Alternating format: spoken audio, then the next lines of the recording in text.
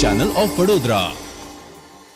ચૈત્ર નવરાત્રિના પ્રથમ નોરતે પાવાગઢ ખાતે ભક્તોનું માનવ મહેરામણ ઉમટી પડ્યું હતું। હજારો માઈ ભક્તો માતાજીના દર્શન માટે ઉમટી પડ્યા હતા। વહેલી સવારથી જ માતાજીના નિજ દ્વાર ખુલતા ભક્તોએ માતાજીના દર્શન કર્યા હતા। માતાજીના નિજ દ્વાર વહેલી સવારે ખુલતા મંદિર પરિસર માતાજીના જય ઘોષથી ગાજી ઉઠ્યો હતો।